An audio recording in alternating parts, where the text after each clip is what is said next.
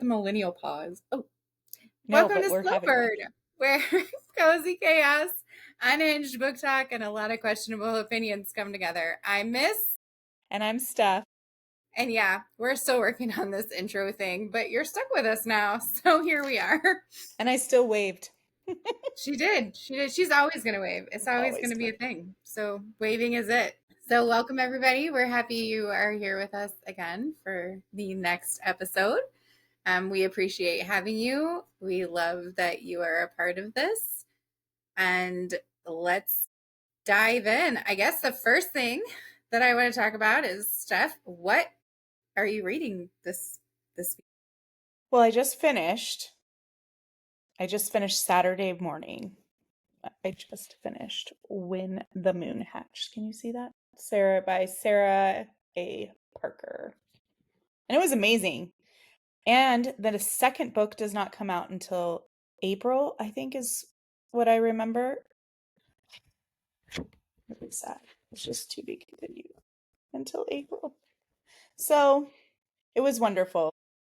It was a wonderful plot. It was so detailed and engaging, and I don't know, all the spice didn't there was a lot of slow burn spice, but then it all caught up towards the end of the book, like probably the last 6 chapters.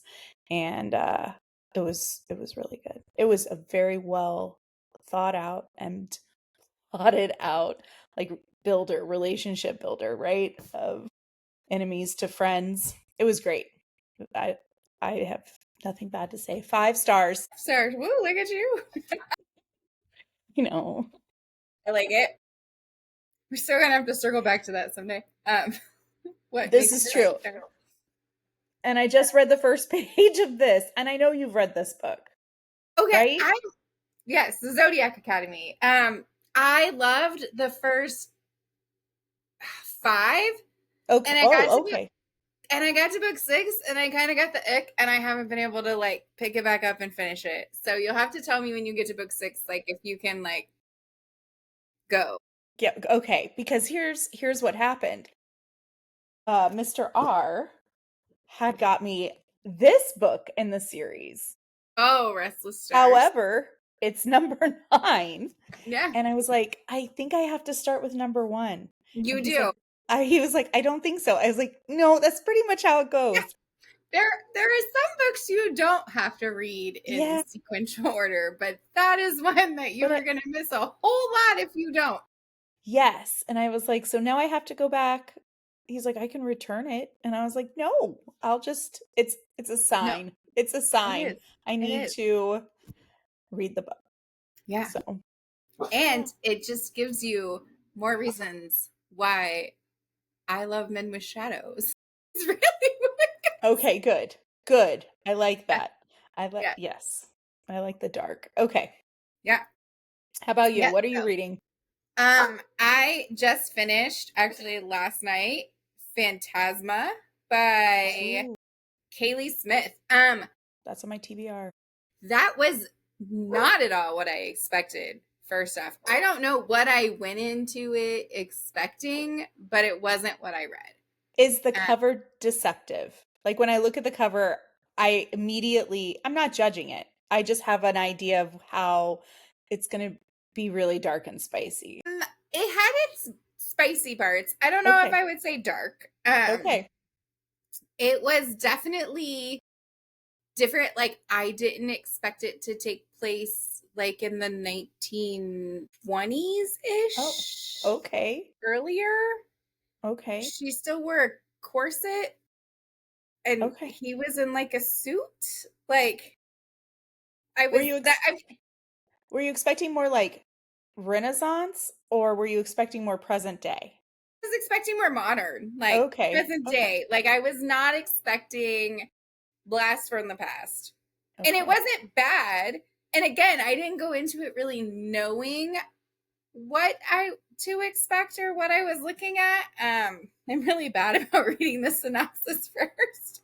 And then I went back, and it really doesn't say in the synopsis that like this takes place in 19 whatever New Orleans, right? So Right, it was right. very like very different. And like they were talking about horses and carriages in the streets and things like that. And like the few people who had cars. And I was just like, okay, like this is a different type of, like, Yeah. and there were things that happened that like part of me was like I kind of expected it but didn't expect it, and I had like this very mix of emotions. Like a couple times I almost cried but didn't quite cry, but enough that I was like, okay, like this is a lot. And then it touched on some mental health things. One of the characters had OCD, and they touched on that a little bit, and it was very well written and very well done. Yeah.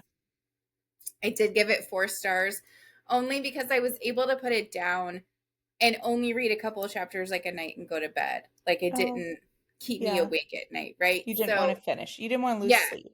yeah, Okay. I didn't lose sleep over it. Okay. But it was very well written. There is a sequel and it is out about the sister. Um and I didn't jump into the sequel, also why it wasn't like a 5-star read for me. Okay. I didn't be like, "Oh my gosh, I have to like engulf the next book," right? Yeah. Um So I jumped into Tasting Red, and I should be able to tell you who has written that, and I don't have that on the top of my head right now. But it's a retelling of Little Red Riding Hood, and there is a big bad wolf, and I'm very excited about that. An actual one or a shapeshifter or Shapeshifter, oh yeah. and yeah, Okay. yeah, and I Nice. hear it's got some spice, so I Holly Roberts. Does that sound right? mean, As the author? Okay. Okay, yeah, sorry. yeah. And so I'm interested like in that one. It's a little different than like the mafia reads I've been doing. Mm-hmm. But I wanted something a little different this time. I know I said that I was gonna head to the Mindfuck series, but that's like a 7 or 8 book commitment, and I'm not ready for that mentally. Yeah. Yeah. um, No. yeah. That's that's how I am questioning Zodiac Academy is only because there's so many books that are coming out in November, December, and January that finish or it's the next one in a series that I have already read that I don't know if I can commit, right? Like that's the only thing. I will say Zodiac has gotten a lot of flack. I've heard people say that it's poorly written, that it's written like high schooler wrote it, that it's written, in a couple different ways. But I've also heard it say that it's from the narrative of two 18-year-old girls, right? It so technically it is like high schoolers wrote it, Yeah, right? right? Like Like you so, want that. right. And because I can't stand it when you're reading a book that's, a high school bully romance and they talk like they're 25, Right. right? Like that's not high school. That's Yeah. not what we did in high school. At least not when I was in high school. Yes. Um Well, that'll be a and change of so pace. right. And so Yeah. it's got his moments, right, where you're like, for real. And then there's other times, and it's got its heartbreaking moments, and there's Hmm. there's parts of it that just grabbed me in the Zodiac. And then it got kind of slow, and then it had the ick factor for me in book 6 where I kind of stopped. I would like to finish it because I would like to know how it ends. Right. But I feel like it just kind of got to a stalling point, and I'm Hmm. just like, and we could go, right? Like, Right. um, but I will say I felt the first 4 books were 5-star reads for me because Okay. I inhaled them and Okay. I just rolled through them. Like in days, I read the first like 4. Like I Oh, listened to the first 3, right. and then they didn't have them on graphics audio for the next one, so then I read the next ones. And I mean, I wasn't sleeping, I wasn't doing my homework, I wasn't doing work, I wasn't doing anything. Like I was just, because the characters are so rich, Oh, good. Okay. and you feel for the characters, right? Even Yeah. the villains. And I'm a villain girl through and through right now. Like I'm team villain all the way. Yeah. Like give me morally gray every day. But the villains in this book, as you start to get to know them, right, Hmm. you find that there's so much more to them. and I don't know, there's just pieces to them that I'm just like, there was so much endearment that I found when it came to them. And you wanted to hate them so much for some of the things that they did, but then at the same time you were just like, but I love him. It was very um but yeah, and then like I said, Okay. I got to that sixth book and I just like, it was taking too long for the ick factor to go away. Mm. Like, I finally like Googled a review and I was like, how long does this go on? And somebody was like, it gets better by like midway through. And I'm like, I don't know if I can make it that far. Like, So you did not finish book 6, or you no, okay, so I that's did not. where Yeah. okay, that I should I, look I for didn't even make pushing it to the past. halfway point, evidently. So, Oh, yeah. Okay. Yeah, because that'll be a change because When the Moon Hatched is uh-huh. more of a, I would say, late, like the main character, she's in her late 20s, maybe early 30s, maybe even a little bit older. Like there are some secrets that you don't find out towards the end of the book, which you start anticipating that something might be there, but you're already halfway through. So it's written with so much anger at the first, I would say probably the first half. And I loved it because she was angry and revengeful, and the scenes are very detailed, and her feelings are very detailed, and there were moments that I cried, and uh for like her loss, and I don't know, it's good. It's really, if you haven't got it, it's really good. So it'll be quite a change of pace from going from that to Zodiac Academy. But maybe that's what I need right now. So, And yeah. Zodiac, I felt had some laugh out loud moments. I like books that swing to like the awkward moments, Mm, right? So, yeah. and that kind of leads into some of the things I wanted to talk about a little bit this week, right? Is the things that make people stare at you when you're out in public. So, I like the books that will make me laugh out loud, that will make me cry, that will make my stomach drop in embarrassment for them with a secondhand embarrassment, Yes. or make me have to cross my legs in public because maybe I'm blushing a little, or like, and just those things. Like, what are those intrusive thoughts we have while we're reading these books? Like that whole, oh my god, did I just imagine that happening? Did I just like see that Did I in my just brain? read? Yeah. Yeah, no kidding. Yeah, there's been quite a few times, especially when you're like at the kids' soccer game or at the dance rehearsal, and you're like, what am I going to do to buy my time? Well, I'll tell you what I'm going to do to buy my time. So, and so many of my books are, I read ebooks. So I'm sitting there on my phone and like my face turns red or I get uncomfortable. And I'm sure people are like, what is she looking at on her phone? And I'm like, I'm just reading. I'm Fine. just It's reading. I fine. swear I'm not Instagramming or watching some YouTube video.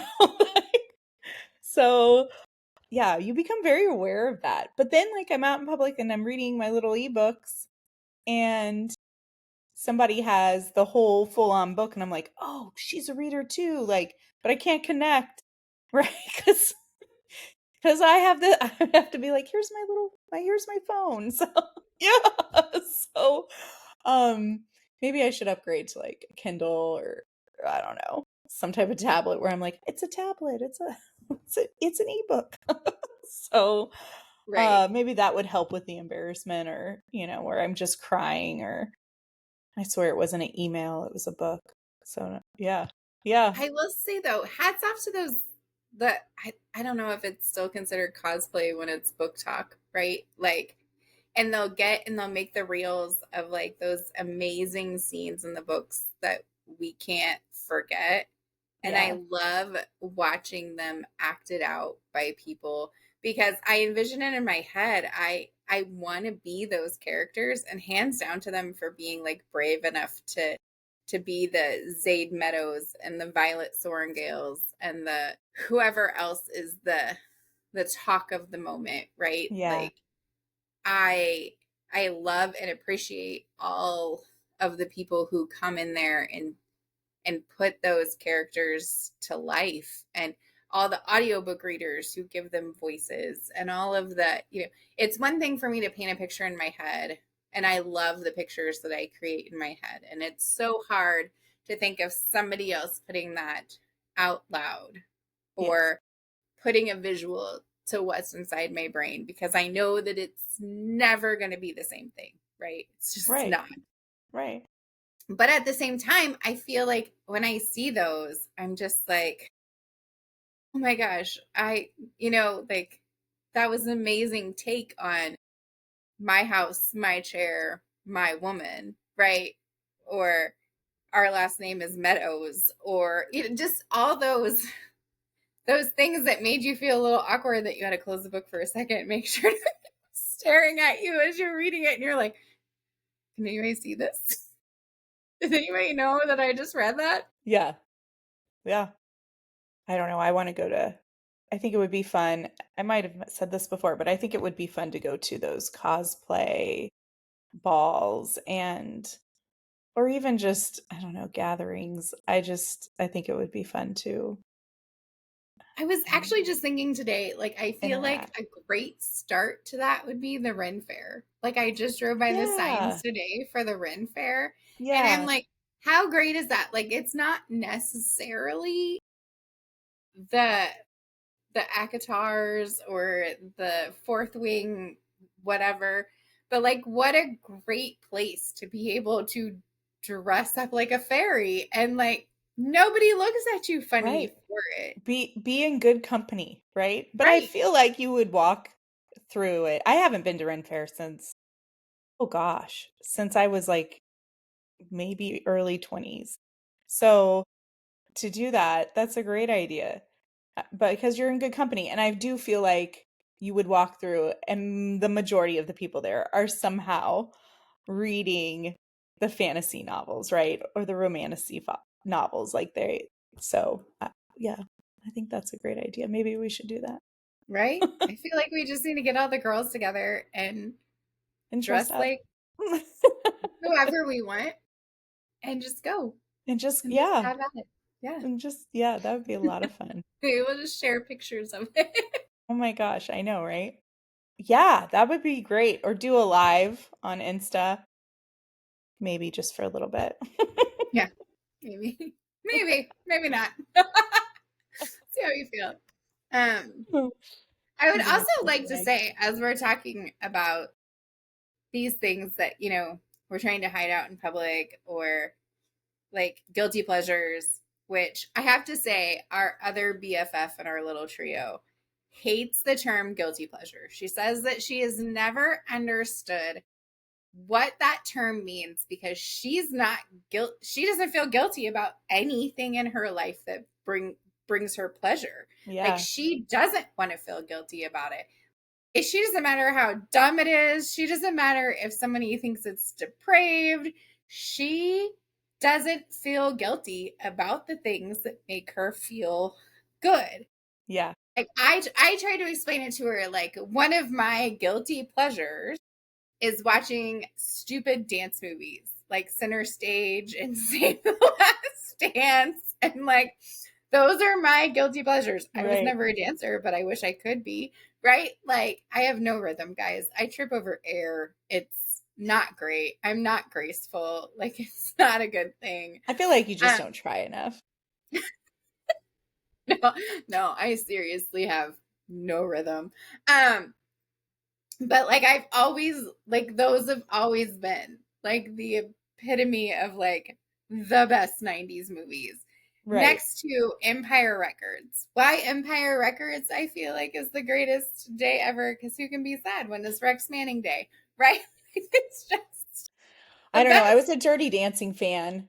God, Oh I could yeah, watch that like 100 times with the it watermelon could kill my scene. TV and I will not change the channel. No, no. God, I just was so in love with Patrick Swayze.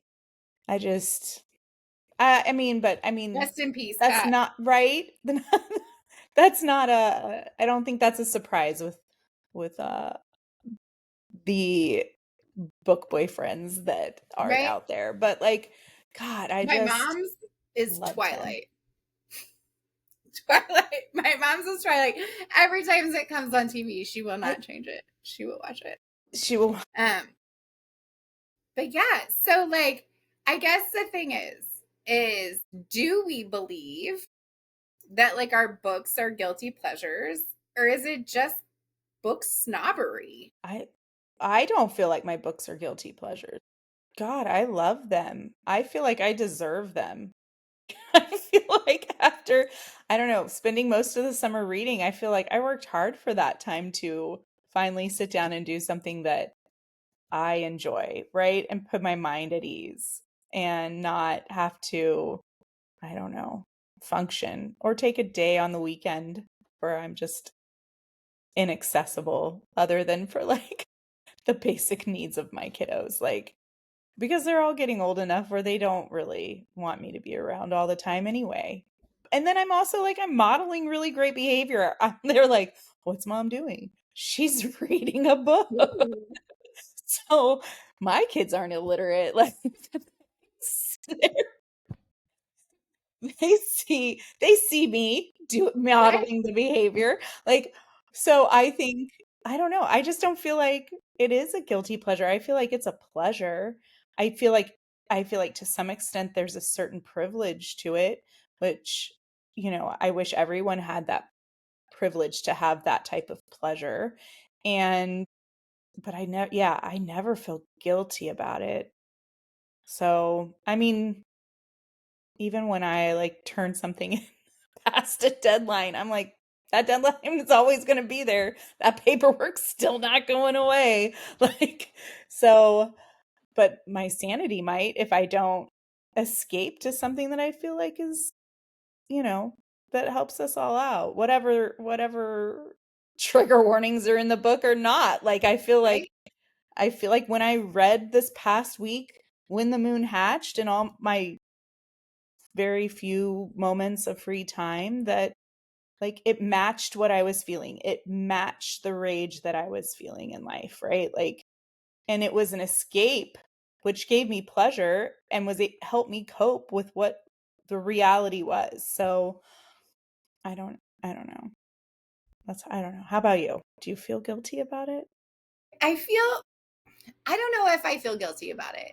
I don't feel guilty about reading. I feel guilty like when I miss deadlines because I'm just a person who doesn't like to miss deadlines. I don't like to be late to things, but I'll also miss sleep. So to make sure that I can read, right? Like Yeah. that's always part of my like routine. Like I need to read before bed in some aspect, even if it's for just like 10 minutes as I'm falling asleep because I can't keep my eyes open. I Yeah. need to know that I've like opened my book and seen my characters in some way, shape, or form. Yeah.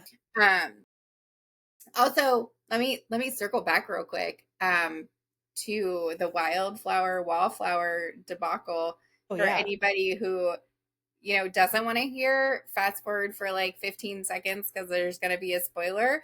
um Not siblings. They're not siblings. Yay! They're not siblings. Cringy Anyway, moments gone. right? No guilt there. No We're guilt there. enjoying it.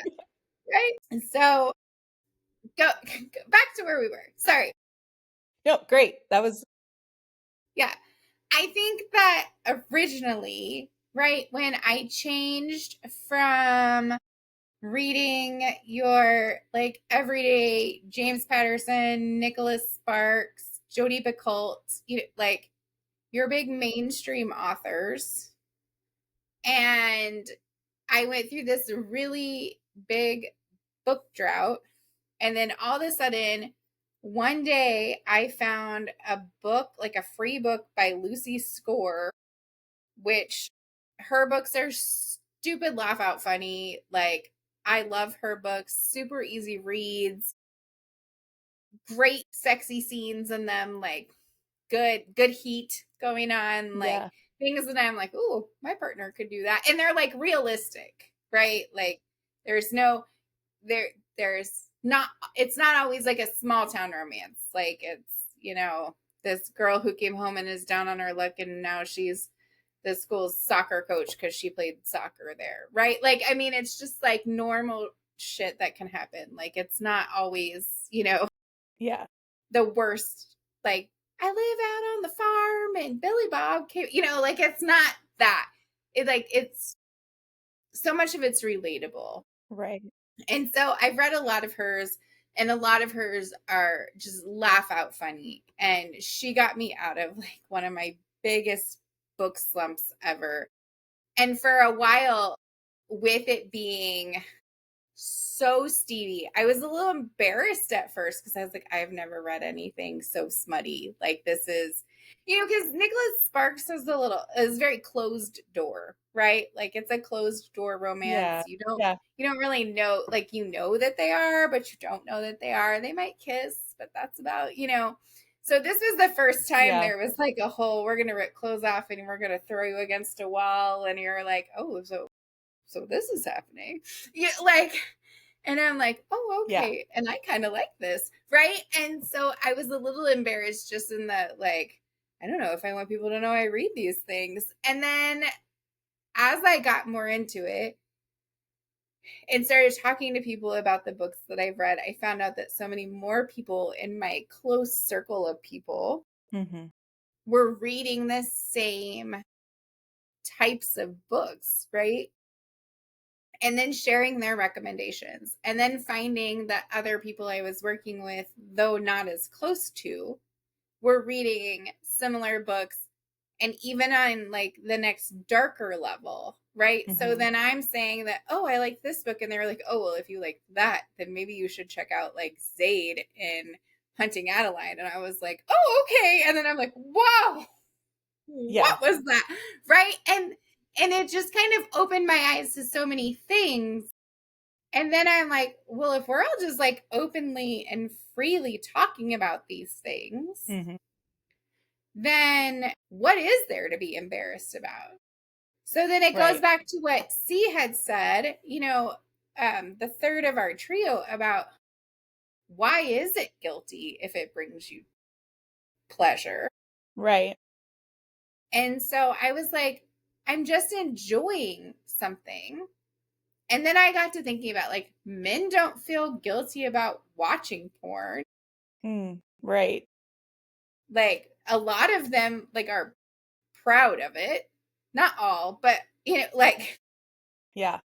it's like a badge of honor that they watch porn. Like, Yeah. but so what's the difference if I read it? Yeah. Yeah. I think, yeah. And what was the name of the book that you said that was the first book that kind of like opened your eyes to that different world outside of Nicholas Sparks? It was a book by Lucy Score. Okay. Um, I'd have to think. He was going to Afghanistan, and she was his pretend fiance, pretend wife. Oh, got it. Um, Okay. I could tell you, hang on. It was a series of 3, but they were like interconnected standalones. But it was one Right. of those grumpy sunshines. Everybody loved her. He was a grump. I think it's Pretend You're Mine, but let me look. Yes, Pretend You're Mine by Lucy Score. Mm-hmm. So Luke is the hometown hero and a member of the National Guard. He's about to deploy again. Then Harper comes in, and to get his family off of his back, he gets a fake girlfriend. And then she just wants to kind of start a new life. And then all of a sudden, they share a bed one night, and then it just kind of spirals into that. But then he gets deployed, and she's still there, and then he doesn't know what to do. And then it's just kind of one of those, things Right. that just kind of develops, and it's great character development. And she just has great books. She has the Riley Thorne series as well. And Riley Thorne is a psychic, but it's like laugh out funny because there's just things that happen in the book. Like there's little old people that Mm-hmm. like live next door to her or with her, and they're Yeah. always like ridiculous and like try to be like spies or in the like, I don't know, but they're hilarious. one time they were trying to get away from the old people, so they went up on the roof to try to have like some quiet time and fell through the ceiling. Like, I Yeah. mean, it's just like she just has a really good sense of humor. Yeah. Yeah. So, but yeah, I think I've almost read everything that Lucy Score has done. And then she has some that she's written with her best friend, and they have like a series they've done together. Um, so yeah, like she's just one that got me out of that like book slump that I just found because I realized it had been a while. And then I started reading. And then I noticed that like when I get into like this weird funk and I can't pick up a book, even my ex had told me, my most recent ex, he was like, I can always tell a difference when you're not reading. Right. He was like, you're such a different person when you make time to read and when you Hmm. make time for yourself like that. He goes, I can always tell a difference in your mannerisms, in your behavior, and how like you interact with me, like in all of it. And I can always tell when you no longer have made time for yourself to sit and read. Right. Yeah, I think that that's something that as you're reading, it helps you process, at least for me, it helps me process my feelings. Like I said about going through such this frustrating and angry week that I was having, but having a book that was so relatable on how to I don't process feelings that you probably shouldn't process that way, but it helped me process. And I mean, even to like opening up doors for ideas for having spicy moments in the bedroom. Like, oh yeah, that does.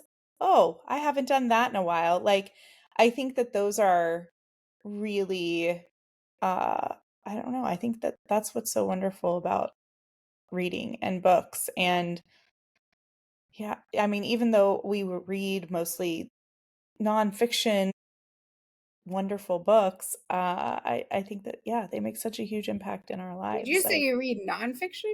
no, fiction. Did I say nonfiction? And I was thinking, I mean, I in my head, this was the thought I was having as I was talking. I was like, when was the last time I read a nonfiction book other than like textbooks for any of our classes or something that's relatable to work? I was like, but I don't count that as, oh, I'm reading this nonfiction book. Like that's just part of work. Yeah, let's not. Yeah, But no, you say that though, fiction. right? And you said you look at that and you're like, I think I want to try this and better. I want to do that. But then at what point is what's hot in the book could be horrifying in real life? Like there are so many things that I read that I'm like, oh, it's kind of hot that he put a knife to her throat, or it's kind of hot that he did this. But like in real life, I would freak out and pee myself. Like, But if you have a partner who is like, what are you so into? What is like what's something that you're reading that you maybe would never talk about? Like I feel like that's something you could process. I feel like it would be really like robotic to happen right away. Like, okay, let's just jump into it 5 minutes later. But I feel like it's something that if you talk through it, you could then like expect something to happen, right? Like hopefully everyone out there has a wonderful partner who believes in consent and who believes in spiciness in the bedroom and also wants to try new things. I don't, maybe not everybody, but like I think that that's a really important part of any type of relationship is so you can be like, hey, let me read you this passage out of this book.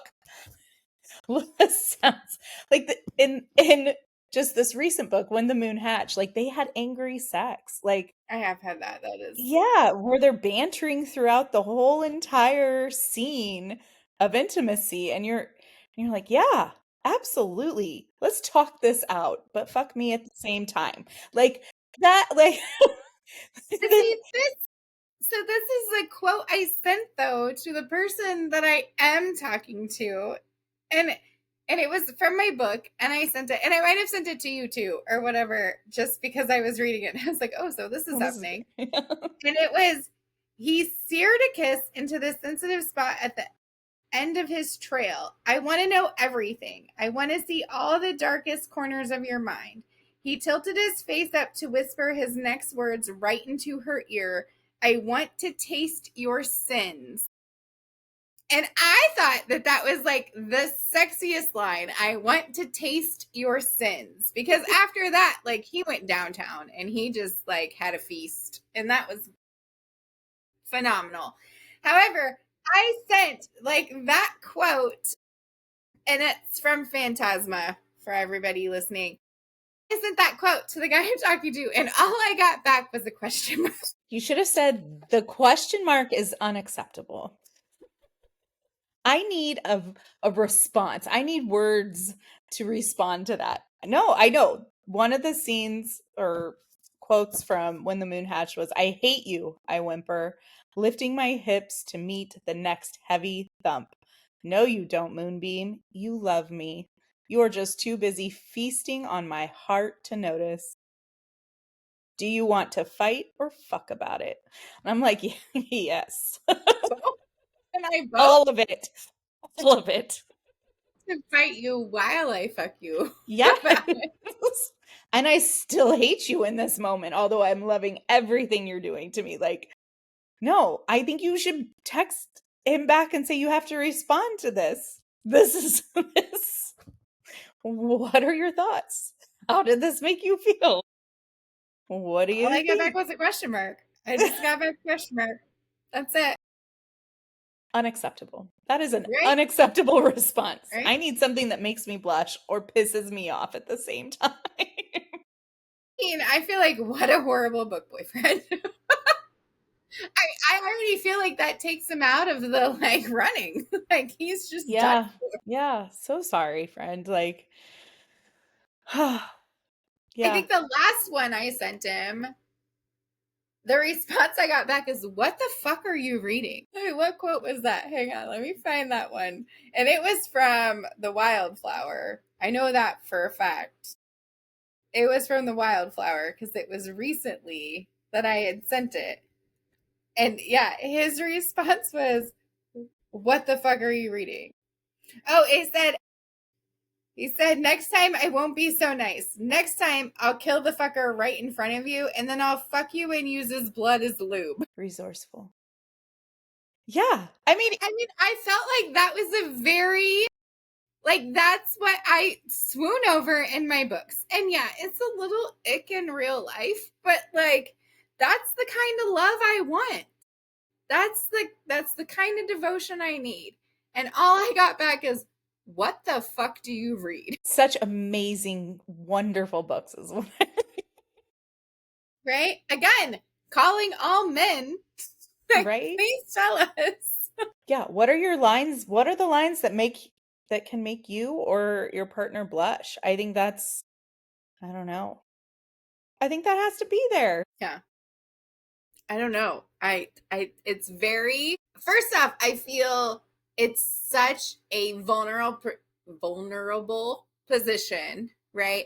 To put yourself out there and be like, hey, this is what I'm reading, right? To somebody, especially when it's as unhinged as I'm going to use their blood as lube. Right? And then you send it to this person and you're like, hey, so there's this. And yes, there is no context to it, as I feel like there shouldn't have been, because I wanted like an unfiltered response. Right. But I don't necessarily know if I needed the unfiltered response to almost make me feel bad about what I was reading. Right. And, Right. and it wasn't like, hear me say, I wasn't trying to like set him up for failure. I wasn't trying to like back him into a corner, because there's no right or wrong answer for Right. what he could have said. Like he could have said, like he could have said, not my thing. He could have said, is that really something you like? Like, Right. What response are you looking for from me? Like, right. yeah. I feel like there could have been a plethora of things besides, what the fuck do you read? Yes. Yes. And so exactly. I think that that's hard, because there's so many times that we see things and we're like, we read and we don't pass judgment. And I think we're all really good at that in the reading community. But when you try to share with somebody outside of that community, it's very difficult because I do think there is so much judgment if Yes. they don't, if they're not part of it or they don't understand it or Yeah. I think I think when I was the moment that transformed, or the time frame that transformed me not feeling guilty about reading any book, was when I was taking my women's literature class. And I I say this because I mean we were reading books like Lolita, and we were having to analyze them and talk about them and stand up and address a class about uh, what is in these books that had real life, um, you know, I mean, Lolita's about 12-year-old child, female that a man grooms her essentially. And I think he ends up becoming her father, like adopted. Anyway, it's really a messed up story, but like we were talking through it, and there were some explicit scenes. And I think that that's like, and why do we read these books, like in this community, like what is it for? And um not just to of enjoyment, right? But like bringing awareness to some real issues that are going to come up, like as you go throughout life, and not turn the other cheek but face them head on. And I think that um I don't know, I think that that class was a very empowering class for me when it came to literature, and in any, right, fiction, nonfiction, whatever. But um I think it was just one of those moments. So I would never, I never feel too guilty or in any guilt about anything that I read, because I think it's allows us to have conversations just like we're having now, right? Like, and not, and we aren't the ones who are backing away from, you know, explicit subjects like sex and angry fucking, like, I don't know. Like, I wouldn't or angry wildflower, thinking in life. right? Or wildflower, where they were potentially siblings, but we weren't sure. But we're not sure. We weren't sure. There was no clarity until the end. I'm We may glad that still they not be weren't. sure. I don't know. We were just pretty sure. Um, So I think that those are, yeah. But again, I think that that's a privilege piece. And I feel like a, a lot of people don't get that, and get that affirmation in what they're reading or are told. I feel like sometimes guilt is embedded from other people to us, right? It has to come, that some shame has to come from somewhere. And then if you don't have someone or an experience somewhere along the line that says don't be ashamed, and someone says it's okay because, and then you have a group of people that's like absolutely it's okay, let's talk about it, then you come, I don't know, I feel like you combat that shameful or that guilt. I feel is a little less heavy as shame. But yeah, sorry, I just went off on a tangent as I was processing through all this. it's fine. I guess my question is though, why? And it's a great thing that it happens. And don't get me hear me say I'm not upset that that's what it takes. Like, because I feel the book community is such a special community. Whether you read fiction, nonfiction, poetry, like whatever genre you're in or you choose or you're part of, I think it's such a special community when you get into it. But Yeah. it seems like the book community is so special in the fact that we are able to say the things that you don't typically say out loud, Hmm. right? We say the things that are in our heads, whether it's through our writing, whether it's through our critiques, whether it's through the conversations we have about the literature, like whatever it is, the freedom that comes with reading and writing and the whole encompassing thing with literature is just so special to Yeah. me. Yeah.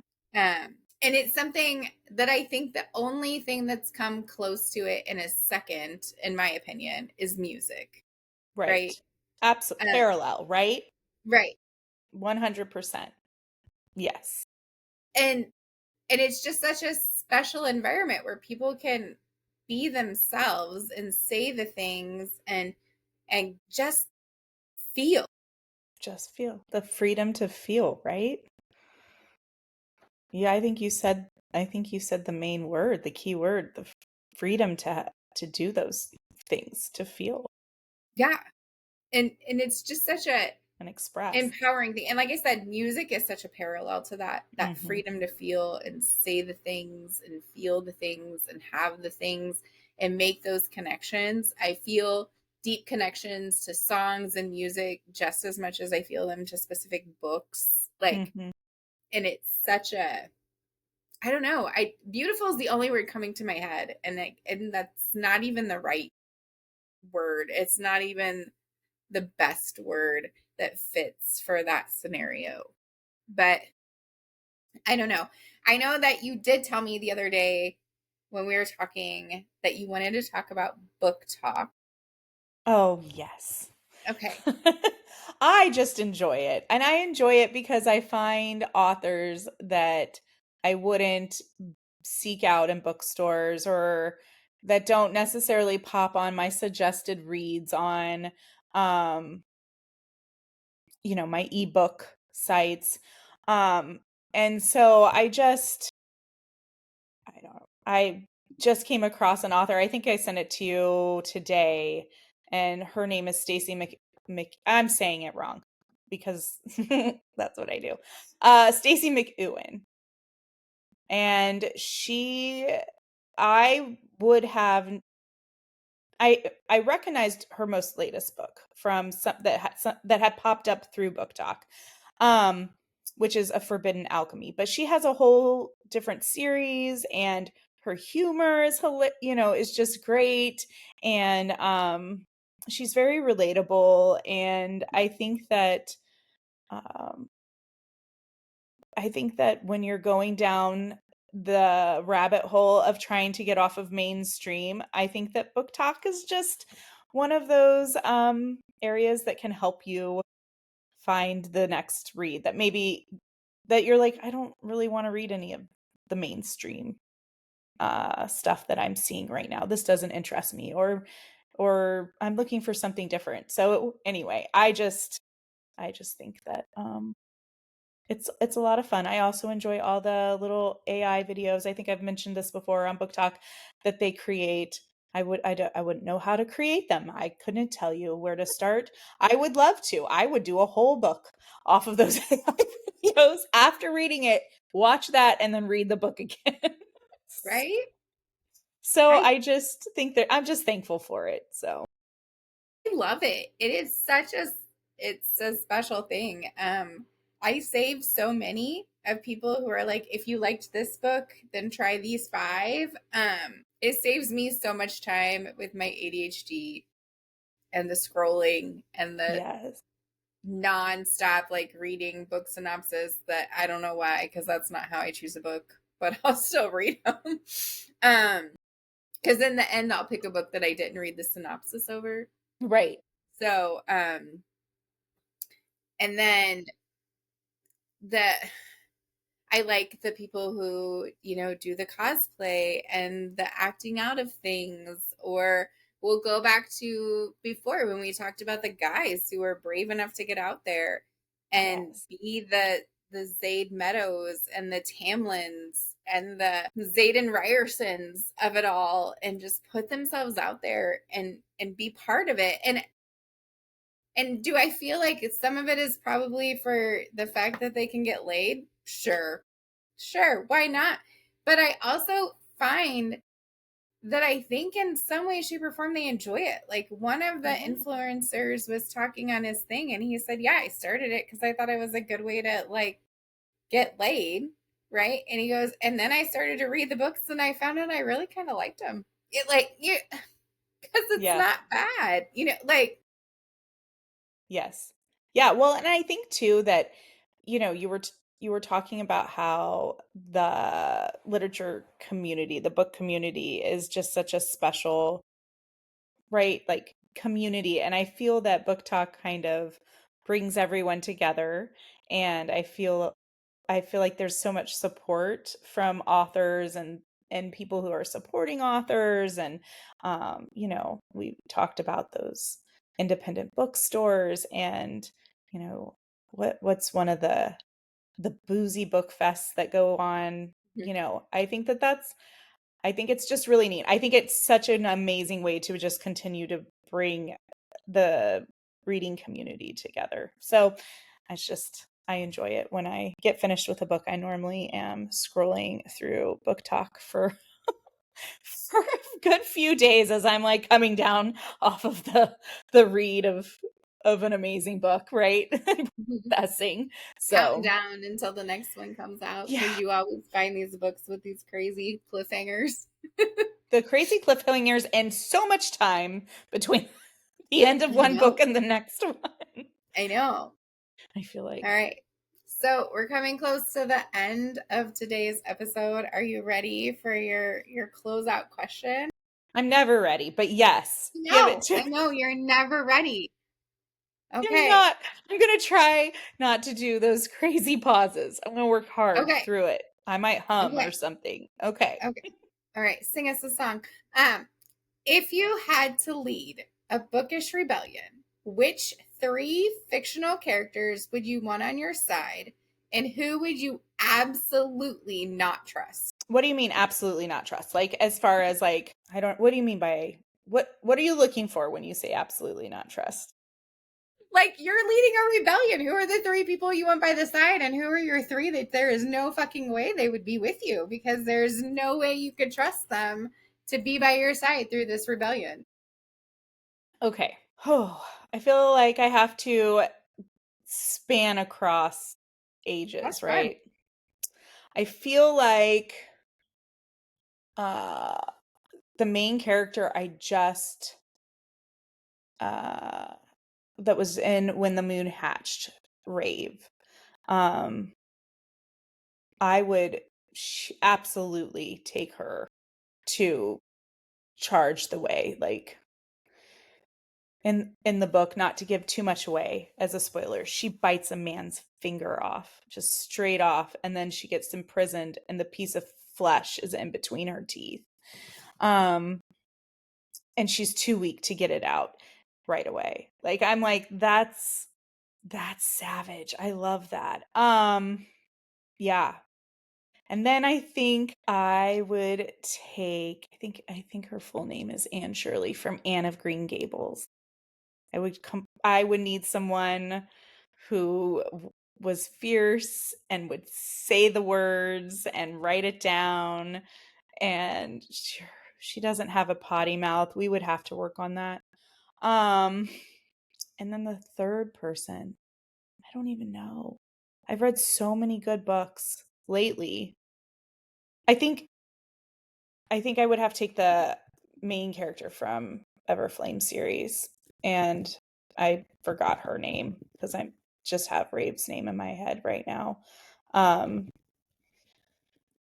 I would take her only because as many times as she gets beaten down and like stuck in a hard situation, oh, it's DM Bellator.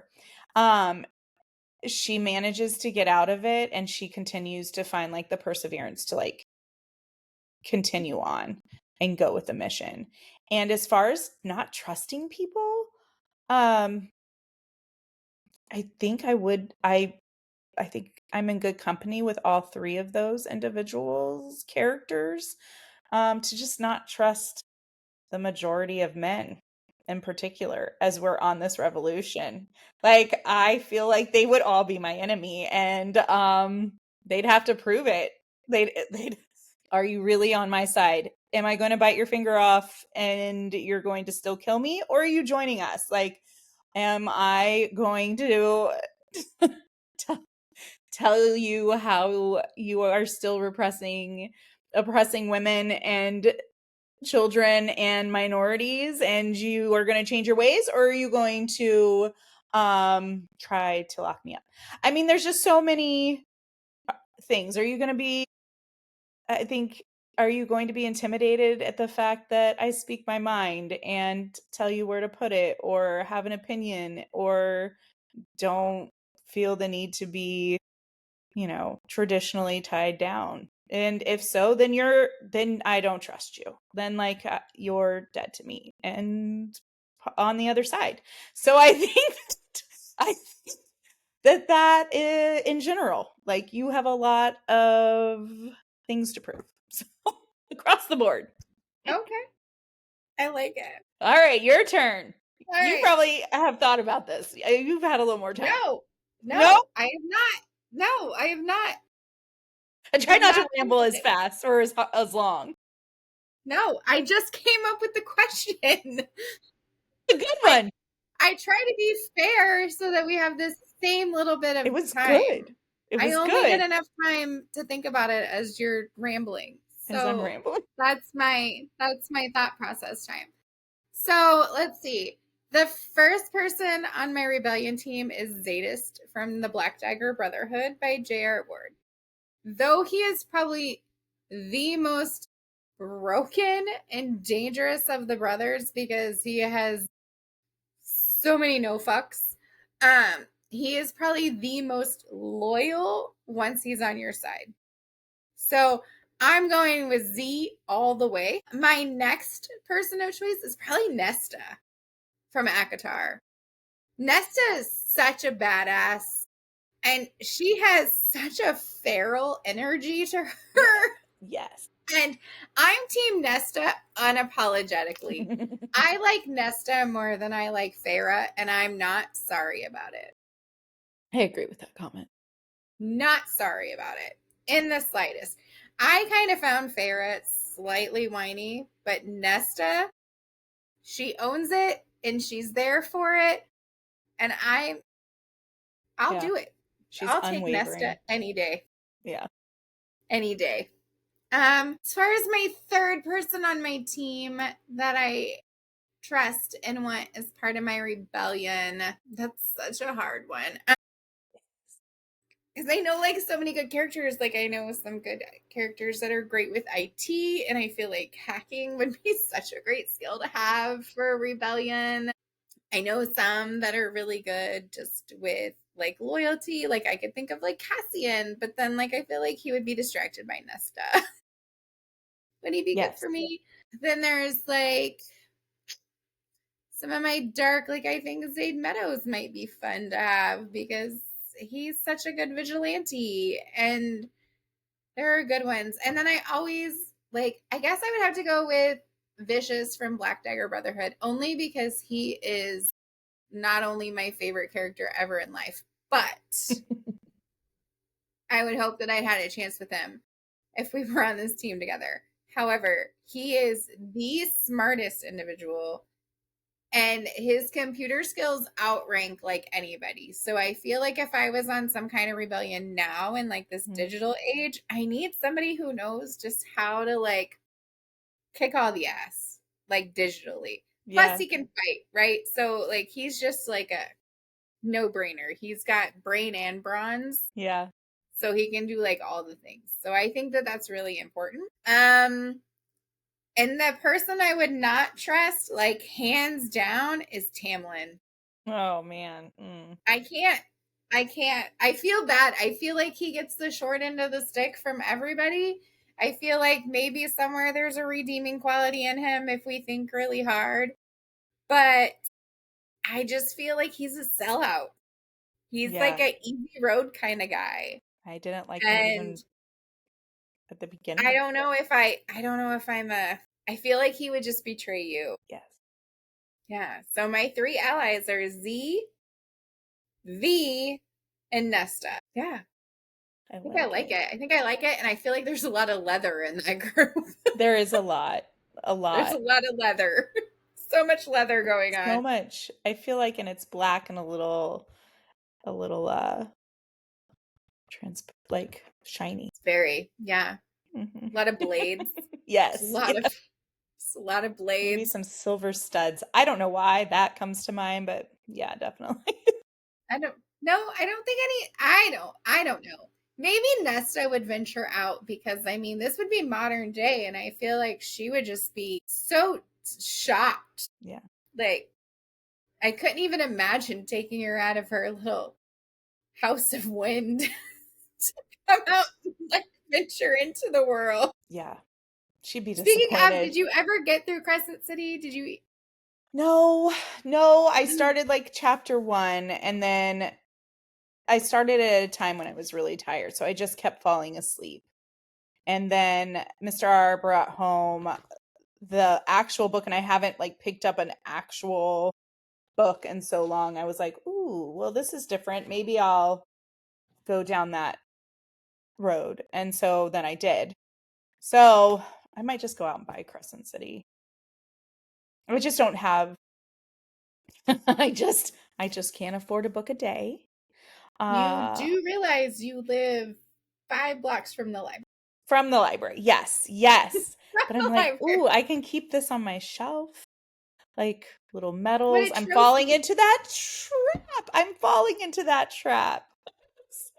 What a I'm like, trophy. my two is just, here we go. I mean, even when I read back, oh God, so many years ago, the 50 Shades of Grey, it was on an ebook. I don't even have those to like join in. I had them on an ebook, but I also have them as trophies on my See, bookshelf. They have probably never been opened as an actual book. The man, these spines have must probably never been bent never because been I have always cracked. read them as an ebook. Right. At least these sparkle now when you bend them. The little paperback, there's a little sparkle to them. I like that. Oh well. That is probably that could be a fun girls' night. I've seen it before where they take the little jewels from those like diamond paintings and they do the Oh covers yeah. of the books. Yeah. That would be fun. Yeah. Anyway. So Yeah. Be long. yes. So again, we call all men to come talk to us about their bookish ways or their bookish thoughts or how they feel about their women reading the spicy scenes and wanting to bring them into Yes. the room. Is it intimidating or is it fun or like Thrilling. what do you think about it? And again, we are Slowburn at slowburnpodcast.net for your email needs. You can find us on Instagram.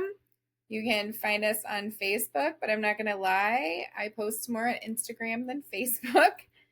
And we have a website as well that you can reach us through. So our socials are pretty up to date most of the time. And we would love hearing from people. So thank you to all the I think we got 150 followers this week on Instagram. Yeah. So that was pretty impressive and great. And we love all of you. So that made my little heart happy. Um, Yeah. That was so we wonderful. loved all of that. And it's been so fun to interact with those of you who have been interacting with our posts and answering the questions and seeing what you guys are reading and your thoughts on things. So that has been amazing and wonderful as well. So keep interacting, keep talking to us, keep giving us questionable things to talk about. Yeah. Ask us questions. Yeah. If you hear Right. something you want more clarity on, by all means. Right. So, yeah. Because sometimes we just kind of jump around. We We just do. jump around We and do. Or I'm maybe talking. episodes we'll just come back to it. We'll be like, hey, do you remember the other day when we were talking about this? Probably not, Yeah. but I'm going to come back to it because I just thought about it. Yeah. Yeah. Please. We love interaction on our Instagram or our postings or Yeah. on our podcast. So hopefully we'll start uploading to YouTube here once As you can tell, we've worked out some kinks in our video and audio. So We're getting there. we We're are. getting there. We're figuring out this whole tech thing. Yeah, So, I'm awful at it.